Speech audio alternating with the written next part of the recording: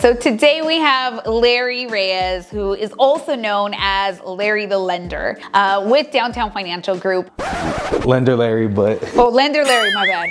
Obviously, when we met, right, we met through your cousin, who was a referral. You were out of Arizona, had just moved to LA, but did you always live in Arizona, or like what took you there? So I'm originally from Palmdale, California. The Antelope Valley raised me. That's the reason why I am who I am today. What brought me to Arizona was just I needed to change the scenery. I was living in Palmdale. I was working at a warehouse for 4 years. I did roofing, I installed solar panels, and I just needed to change the scenery. I needed to get out of there. I feel like there's more to life. And that brought me to Arizona, where my sister and my mom live. Okay. Why'd you get into becoming a loan officer? I had a friend that did it, and he was my loan officer when I bought my house, and I had a horrible experience. I didn't know what was going on. I was completely lost. How do you now, like, that you're a loan officer, how do you kind of reverse it for your clients? Or like, what's your process? Yeah, I just really simplify it and break it down and just make it easy to understand. Also, I don't try to overcomplicate things, right? Because there's a lot of components that go into mortgages, and it can be very overwhelming and even scary. So I just try to simplify it as much as I can. That way the client has a good understanding of the process, but also they're not losing their hairs at the same time, pulling out their hair. For sure. What brought you back to LA then? Because you were with family, right? So what brought you back to LA? I had a near-death experience. So it made me realize I have a purpose in life. My purpose in life is to help people where I'm from. And obviously I'm from Palmdale, so I wanted to, help people out in the Antelope Valley where I'm from. So I would imagine with a near-death experience that you have a different take on life. 1,000%. So what is it? Like, tell me a little bit more, like, how do you see life differently?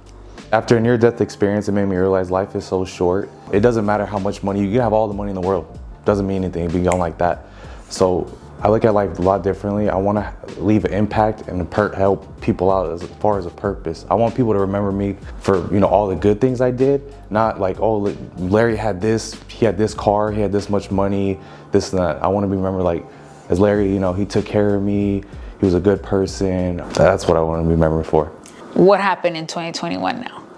It's like, what made you, because you say you had a near-death experience, so like, what made you want to go to the doctor? So I didn't go to the doctor, so I'm Mexican at the end of the day. We don't go to the doctor unless it's an emergency. So what happened was I was at a music festival and I got pushed from behind. So a few days later, I started urinating blood. I didn't think much of it. I was like, oh, I got pushed from behind, or maybe it's because I work out. So then it was like 1 to 2 weeks. I'm just urinating blood. And then what happened was I went to the grocery store. I'll never forget this. I got back in my car and I felt super woozy, like I was gonna pass out. So luckily I lived like less than a half a mile from the grocery store. I drive back home. At the time my sister was living with me, and I was like, I feel dizzy, like I don't feel good. And I knocked out on the couch. She's like, we gotta take you to the emergency room. I'm like, no, I'm good. She's like, no, we gotta take you. So she like literally, her and my brother-in-law like kind of like carry me into the car, take me to the ER, and I'm not thinking much of it. I'm like, oh, I'm fine, like I'm maybe sick or lightheaded. So I'm in the emergency room and they have, I'm getting blood transfusions. I'm kind of knocked out. And they do an ultrasound on like kidney area. And my sister said she's seen it. She said it was like all kinds of like bubbles, yeah. And they told me, oh, you have something called polycystic kidney disease. And I'm like, what? What is that? Like kidney disease? Nobody ever thinks. I'm 31 at the time. I take good care of myself. Like this can't be happening. Like this, not me.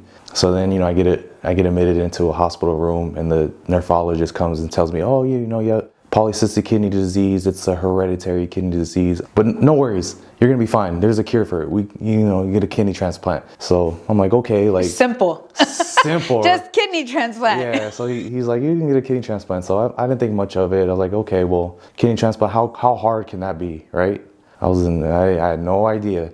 Getting a kidney transplant, I literally got evaluated head to toe to make sure I was a candidate to receive an organ. And in that process, they found out that my heart wasn't pumping blood the way it should. I needed my heart valve replaced. So like, okay, well, everything checks out, but your heart valve doesn't. We're gonna need to do open heart surgery on you before you can get a kidney transplant. So then a year later, November 2022, I have open heart surgery. I get my heart valve replaced. Tough surgery, but I made it through. Recover from that, I go to physical therapy, whatnot, build myself back up brick by brick. And then because my blood was flowing through my body so good, essentially the cyst on my kidney started to grow larger, and the cyst ruptured, and I ended up in the ER again, May 2023. The pain was pretty bad. They had me in the hospital for about 2 weeks, and it expedited my process to get a kidney transplant. Thank God my sister, she's my guardian angel. She saved my life. She decided to donate her kidney to me. So fast forward August 2023, I'm there for my kidney transplant. It's supposed to be one surgery. I'm supposed to get my kidneys removed and get a transplant in return. So what happens was surgery number 1 goes down. They removed my kidneys. They said they were too big, so they had to do that in one surgery. Surgery number 2 is my transplant, so I get the kidney from my sister. I'm feeling great, feeling like a brand new person. I'm grateful for life. It's crazy how the kidney impacts you, because I didn't think much of it. When I woke up with that new kidney, I felt literally like a brand new person. Before that, I was always tired. My memory, my thinking was like a little hazy. So, get the transplant, I'm feeling good. Everything's going Surgery good. 2. Surgery 2. Yeah. Okay. Getting ready to get discharged. At this point, I'm in a recliner, eating my food, went to the physical therapy, I'm walking again. Living your best life. Living my best life. I have a JP drain on me, so all the excess fluid goes through that. So that's one of the last things they need to do before I get discharged. So somebody from the transplant teams comes and removes that JP drain. When they did whatever was surgery 1 or 2, they cut an artery, and I had no idea. Nobody knew. So in the process, my JP drain gets removed, and this time I'm feeling lightheaded again. I'm like, maybe just the meds they have me on. And then the only reason why I'm here today on this earth is because a nurse came to check on me. If the nurse didn't come check on me, I would not be here today. I would have bled out. Nurse comes to check me. Hey, Larry, how's everything going? I'm like, I feel a little lightheaded. She checks my blood pressure. It's like 60/30. Next thing you know, it's like something from a movie. I have like 20 people surrounding me. I'm on this recliner. I get lifted up. Next thing you know, I'm on this bed, upside down pretty much, so all the blood's rushing to my head. Literally felt like I was gonna have a heart attack. The doctor was just, asking, stay with me, asking me questions. Did you see the light? Like, is what they all say, Yeah. a light? There's a light? I did see a light. And in that moment, I felt like it was my time. And I was content though, because at that point, I lived a good life. I did everything I wanted to do. But also at the same time, I'm not really a religious person, but I was like, man, I don't want to go. Like, I still have a lot more to give to this world. It was just one of the things, I feel like I have a purpose in life. I didn't know what my purpose was at that time. So at that moment, I was by myself too, because my family thought I was good. I was getting ready to you were supposed to be discharged. So they're gone. And then, I go to the operating room. So this is surgery 3 now. Okay. They opened me back up after I just got a fresh kidney. Open me back up. They think, it was just a muscle that, tore or something like that. So they wash me out, patch me back up. I wake up, I'm still bleeding. And then take in mind I have a fresh kidney. So then they're like, we have to do an MRI. Inject you with dye, that's bad for your kidney. So they do that, and that's when they find out it's artery. I have an emergency IR procedure later on that night. They have to call doctors and nurses back to come and do it. And then after that, I was in the worst pain of my life. I felt like, I'm probably dating myself, but have you seen the Got Milk commercial? Yeah. Well, the guy's all wrapped up like this and he can't move? Yeah, and the cast. Yeah. That was me 1,000%. I couldn't move because I had all this stagnant blood that was left over from me internally bleeding. So then I'm in the ICU probably for about 3 to 5 days. Worst pain of my life. It was worse than the heart surgery. Couldn't move, couldn't do anything. I had to learn how to walk again after I just learned how to walk probably a week prior to that. And thank God, my family and friends were there in that moment, because I was pretty lost. I was like, why me? Yeah. Why am I going through all this?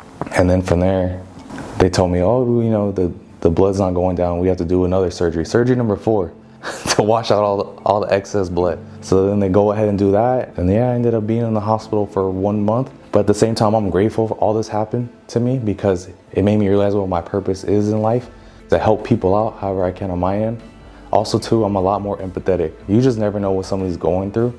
Mm-hmm. Also, it made me realize somebody out there has it a lot worse than you do. Because after all these procedures, after everything I went through, I made it out. I was able to bounce back. I was able to live a normal life.